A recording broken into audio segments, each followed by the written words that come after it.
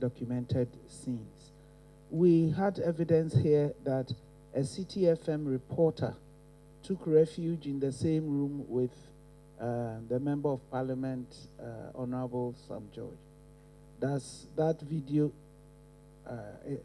he must have taken videos from that point. So just to clarify, so we had 2 journalists and a cameraman at the scene at the Lawabaleshi Presbyterian School.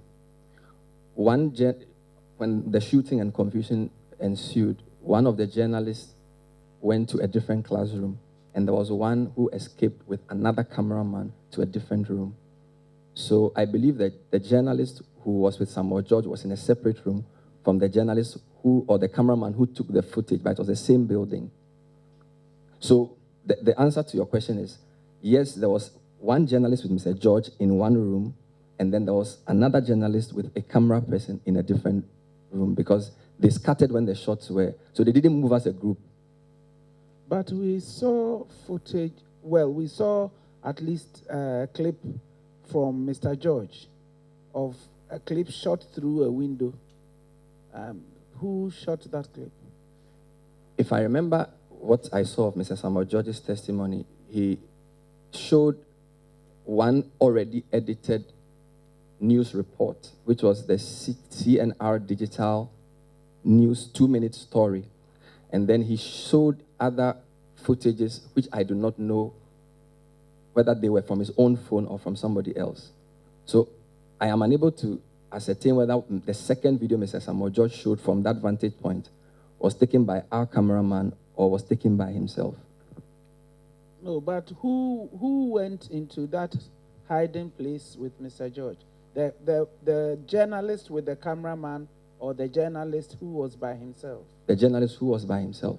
So that footage could not have come from that occasion? From the way I understand it, it was a 3-floor building. And journalists and EC officials and camera people were hiding on different floors.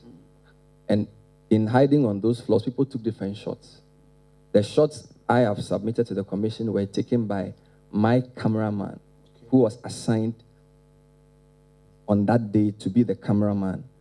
The journalist who hid with Mr. Samuel George, to the best of my knowledge, did not take any shots. So who took the shots that showed the ballot box in the corner and the EC official hiding in another place? It could not have been your cameraman. Since I am not very sure of the specific video you are referring to, I will not be in a position to answer that correctly. But what I do know is that my cameraman, Mr. Kwame Adzaho, took shots from one of the classrooms, which shots included the confusion ensuing outside the building. It was a chaotic scene, so the camera wasn't even straight at some point. And the footages are not very long. So I'm sure if the commission wants to watch, it will be advisable to do so with the cameraman who took it to explain how and what he shot.